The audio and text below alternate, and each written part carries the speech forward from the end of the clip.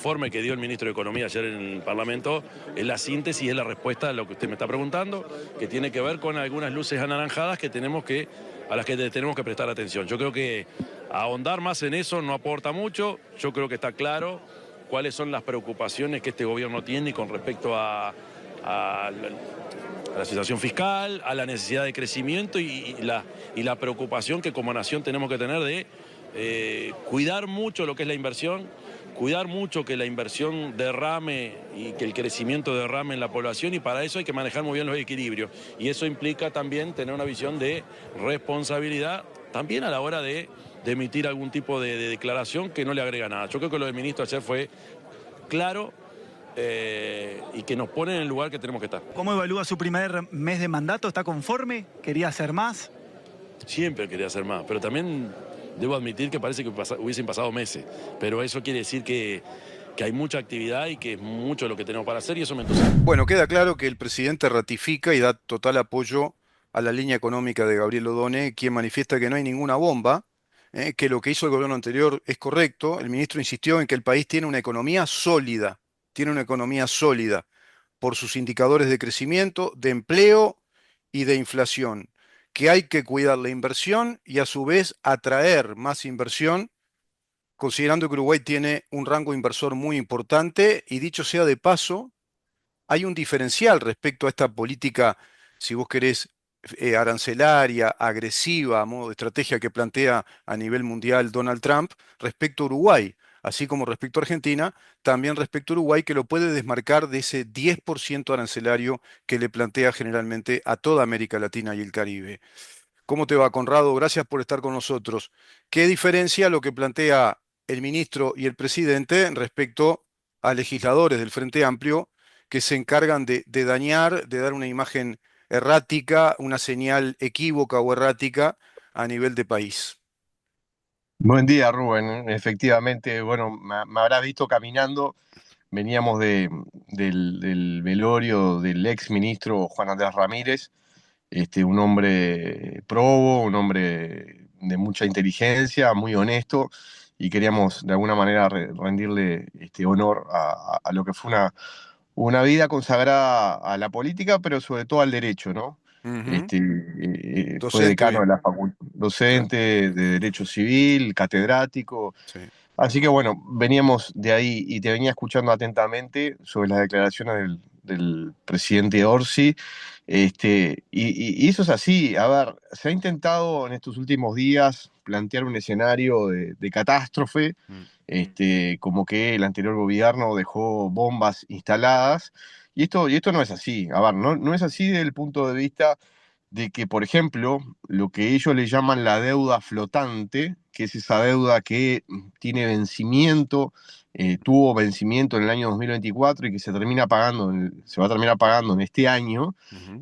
no es algo distinto a lo que pasó en el año 2019-2020. Claro. Esa deuda flotante también existió en aquel momento y significó prácticamente los mismos montos que ahora el gobierno del Frente Amplio está reclamando, de que no se habían informado por parte del gobierno saliente.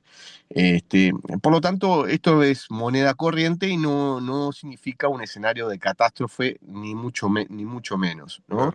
Lo dijo Odone en muchas oportunidades. Él habló de ciertas fragilidades a nivel fiscal, pero que teníamos determinadas fortalezas, como por ejemplo la calificación de deuda que tiene el Uruguay, que es histórica, Mm. que le permite pagar menor cantidad de intereses por su servicio de deuda.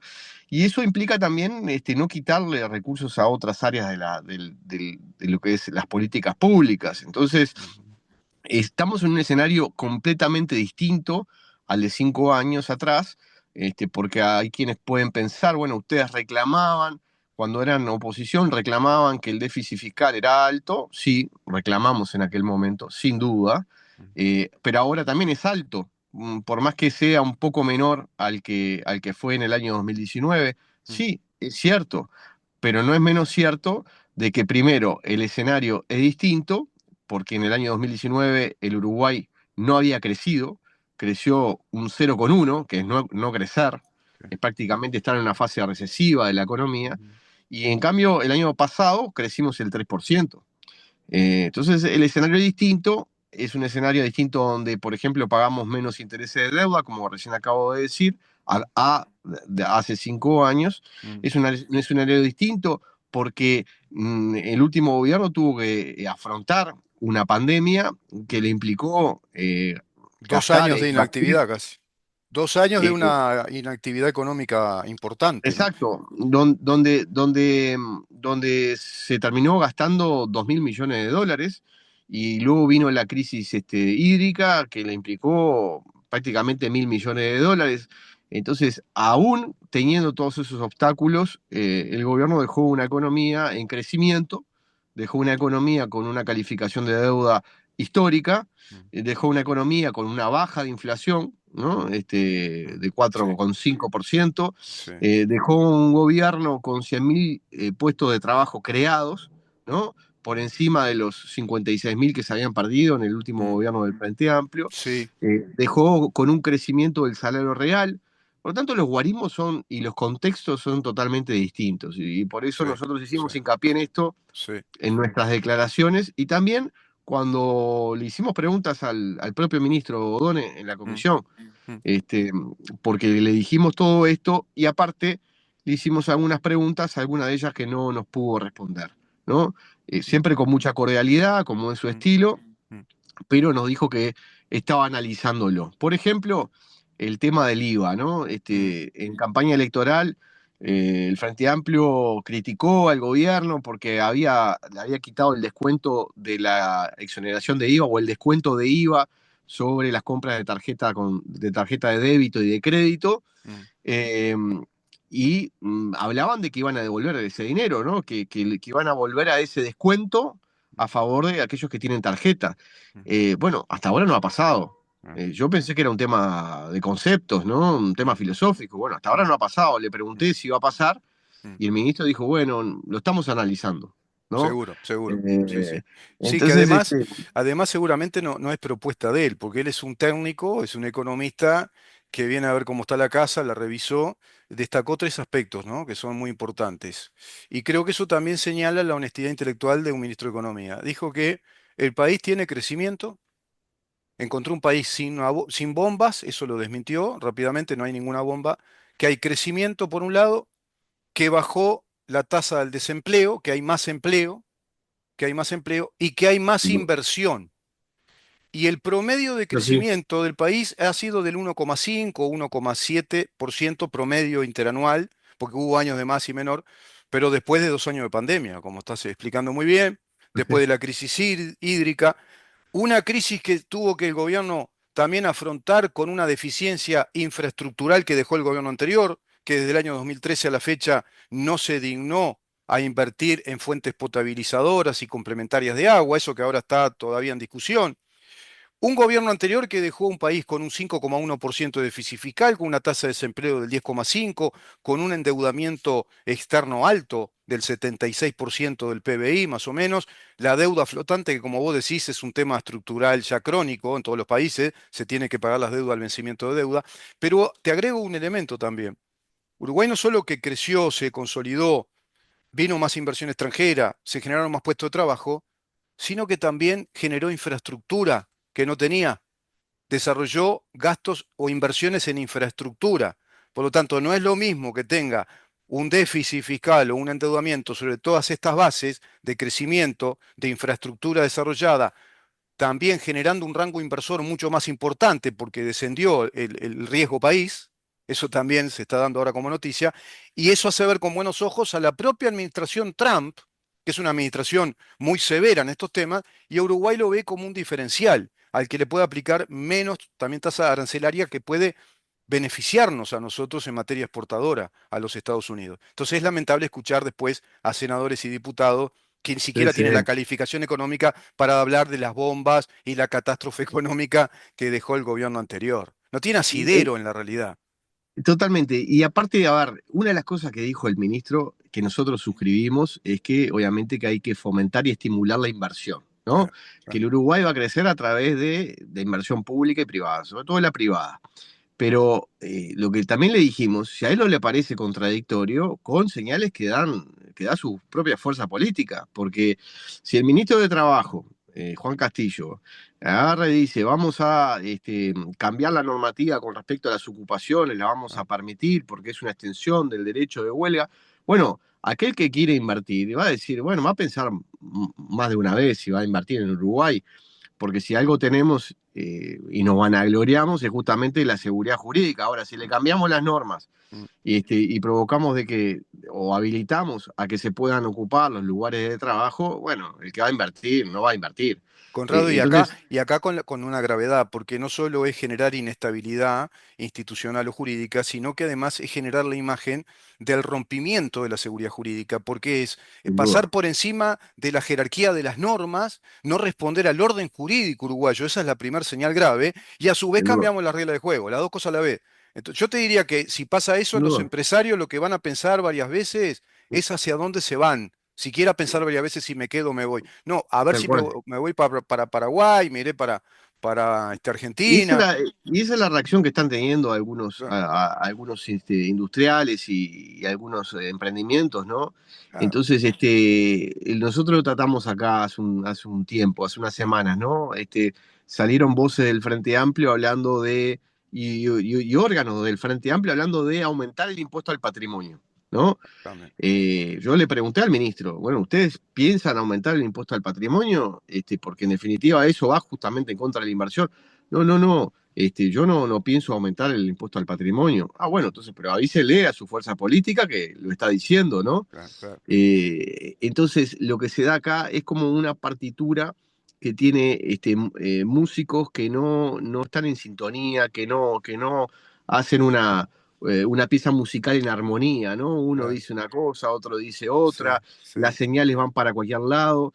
Entonces, estas señales contradictorias le hacen daño no solamente al gobierno, sino al país, ¿no? Al país, Entonces, claro, hay claro. que tener mucho cuidado cuando se declara. El senador Cajiani en las Sí. últimas horas ha declarado, me parece con un cierto grado de incontinencia verbal, tratando de adjetivar y que no son bombas. Ahora sí me di cuenta, no son bombas, son cráteres, Pero ¿no? fíjate, Este, Conrado, que él habla de bombas cuando habla de que dejaron una bomba en la caja de profesionales y en el CASMU, y cuando agarra el gobierno anterior, no estaba la bomba de Conaprole, no estaba la bomba de Casa de Galicia, no estaba la bomba de la caja de profesionales, no estaba la bomba del eh, BPS que decía Tabaré Vázquez que había que hacer urgentemente una reforma jubilatoria de la seguridad social, pero no se encargaron de hacerla. Es decir, son un sin mundo duda. de contradicciones, de disparates, de diletantes que provocan Y cacofonía en aparte, vez de sinfonía, ¿no?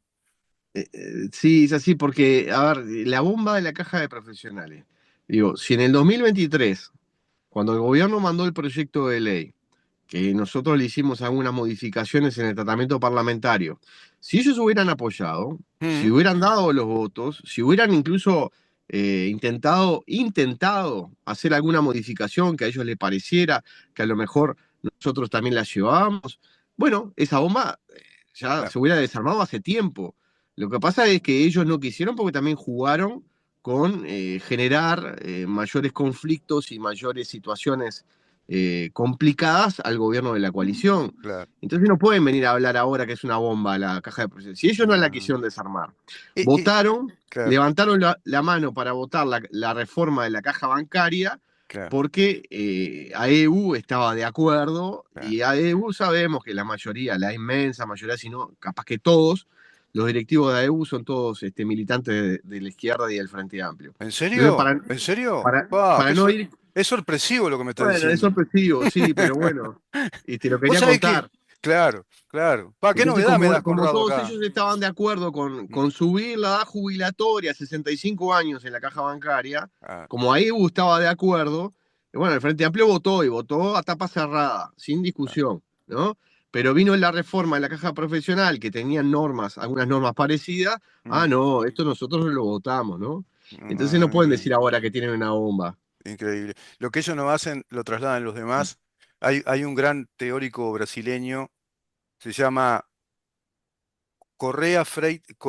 Plinio Correa de Freitas. Tiene un libro que se llama El trasbordo ideológico en el diálogo y tiene que ver con un estudio minucioso de lo que hace el comunismo, el marxismo, y hace ¿Qué quiere decir el trasbordo?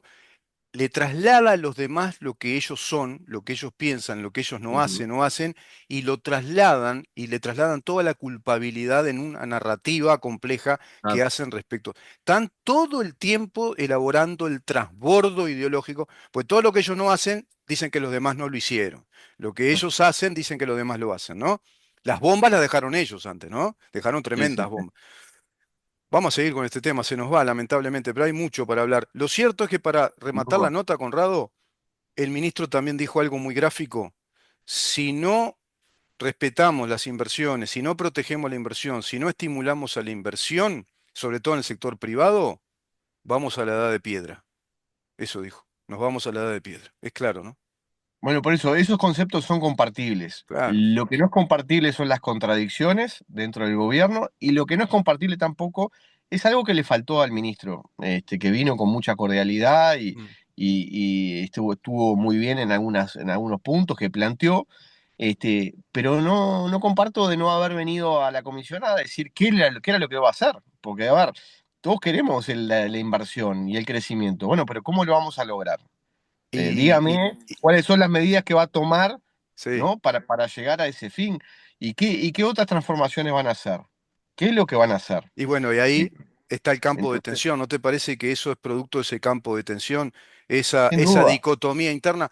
Vamos a ir analizando porque este es un fenómeno nuevo que se instaló en la política uruguaya, que es una interna dicotómica de muchísima tensión que tratan, pero no pueden, tratan de ocultar, pero no pueden. Pero sí esperemos que se asuma, que parece que sí, se va a asumir la línea de la política económica del ministro con el total apoyo del presidente, porque cuando incluso dijo no agrega nada, lo que están diciendo Cayani, viste que por elevación dijo no agrega nada, como diciendo déjense de hablar esas cosas, porque tenemos que Claro, actuar y proteger la propiedad privada, los bienes ya adquiridos en cuanto a credibilidad, institucionalidad, estabilidad institucional. Esperemos que sea así, pero evidentemente que hay una tensión que genera ese campo de difusión, esa errática señal, ¿viste? Que no vienen con total claridad a decirte, bueno, esto va a ser lo que se va a venir en la ley presupuestal, vamos a armar este proyecto de política económica. Sí, claro, eso no está todavía, no, porque creo que está no, esa no. tirantez, ¿no? Yo no sé. Sí, sí, existen tiranteses internas, pero me parece que también hay una carencia de proyectos Ah, y sí, importantísimo, ¿no? producto de lo mismo, Este, ¿eh? Es producto de sí, lo sí, mismo. sí, Claro, sí, claro, sin duda, sin duda. pero bueno, Bueno, hay dos líneas, ¿no? Se ve que hay dos líneas clarísimas políticas, una muy radical, muy socialista, muy Foro de San Pablo, muy marxismo, muy colectivismo, estatismo, y otra línea que está hacia el modelo económico científico, la teoría del mercado, la teoría abierta, y sobre todo sí, sí, respetando la propiedad privada, ¿no? El derecho de claro, propiedad. Conrado, te espero el próximo viernes, ¿te parece? Y seguimos conversando estos temas. con muchísimo gusto, Mucha tela para cortar, ¿no? Y esperemos que no tengamos sin después duda. piedra y polvo, que no quedemos en la edad de piedra, esperemos. No, no, bueno, ese es el tema. Que pase muy bien, Conrado. Buen fin de semana. Gracias por Buen fin estar. de semana, Rubén. Un abrazo para todos.